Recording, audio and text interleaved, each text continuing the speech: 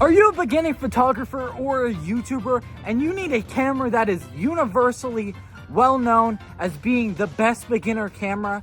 Well, this is a review of the Canon Rebel T7.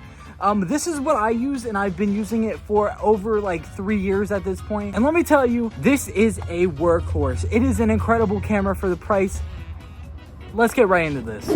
Now, when you're picking your first camera, there are tons of options, and it may be a little bit scary because some of them may be out of your price range. And you want to find an affordable camera that doesn't break the bank so you could test out your hobby and improve upon it. Well, this is where this camera comes in. There is a more expensive counterpart that is more focused towards video called the T7i. And actually the T7 has lost some support with some of the softwares that it has, such as EOS Utility, which is for like the webcam and stuff. I used to use that in all my videos, but now I have to find an alternative because this doesn't have a clean HDMI output, which kind of sucks.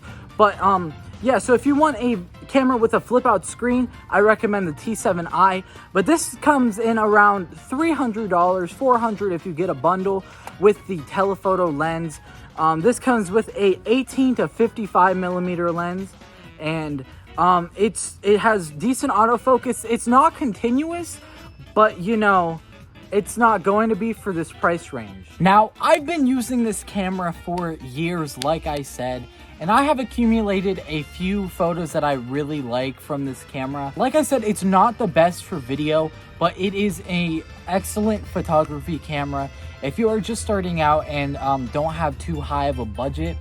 If you do have slightly more of a budget than I did when I first got my camera, then you may be interested in the Canon M50, the Canon R50, the Sony ZV-E10, or the Sony a6000 to the a6600. Those are really good cameras. The A7 Mark II is also a really good option, but it's a few years old. All of those cameras have autofocus that's continuous. They have fast shutter speeds. They shoot 4K. This one doesn't, sadly. It only shoots 1080-30 and 720-60 if you want that. So if you are looking for like higher frame rates or like better quality, I wouldn't say stick with that.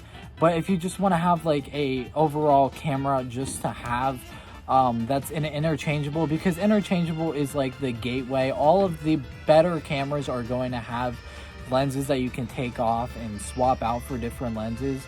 I have a Sony ZV-1, which is not a interchangeable lens camera. It's okay. I use it for videos and vlogging and stuff because I can shoot S-Log and I can do all that stuff.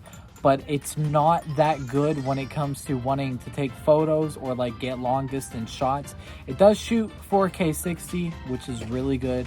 It was $900 and I'm kind of happy with it. I would have preferred the ZV-E10, but when I got it, I was just like, I wanted to spend the money and get the camera, and that's just what I picked, because I felt like a digital camera would just be easier. I wouldn't have to like worry about it as much, but it's more of a hassle.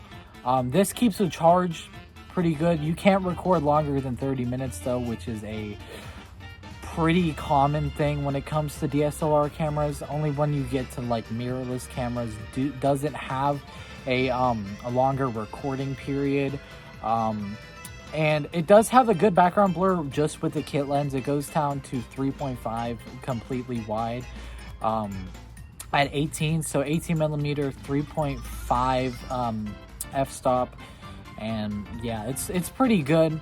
I'm going to show you some photos and some test shots from my years and just like a quick demo of the camera if you guys are interested. So let's get right into that. So a reoccurring issue with cameras like this is the microphones do not sound the greatest.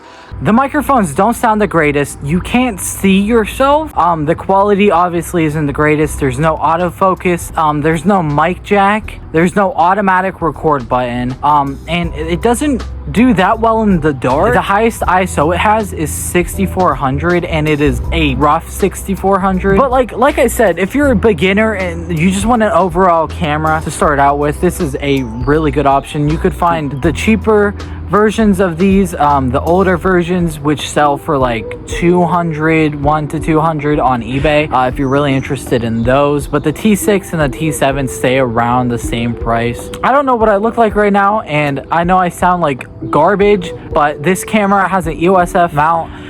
It has a shutter button. It has a dial to control what mode you're in. It has a switch, not a button. It has a switch to turn on. It has a mini HDMI, a mini USB. It has an aux port for a shutter that isn't connected to the camera. It has a hot shoe mount, and it has a grip on the side. It has the standard threading for a tripod. So I hope I'm in focus here. Like I said, I can't really tell. Like I said, it's not really for video because it doesn't have the autofocus. Now if you want to manually control it and like figure that out, or like find a way to get like a monitor attached to this, that's on you.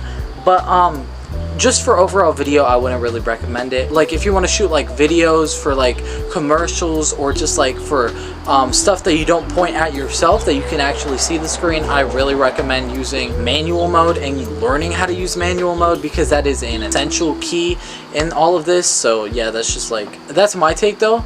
So like I said, I'm a beginner too. And I'm not really that well versed in this stuff either. So this is just me, beginner to beginner. And yeah. And then just because I was out of focus in the last one, this is me doing like a vlog thing, me walking around holding the camera, so I know that I'm definitely in focus. I swear to God, if I'm not in focus, I will cry. But yeah, so this is just me like walking around, spinning, blah blah blah. This is me moving at a slightly faster pace. How does this look? Moving closer, moving further away. I know it's definitely going to be a bit shaky because I don't think this has any in-body image stabilization, which kind of sucks, but let me know how this looks. Now, for the rest of the video, I'm just going to be showing you guys some clips that I recorded on my camera with music in the background, so I hope you enjoy.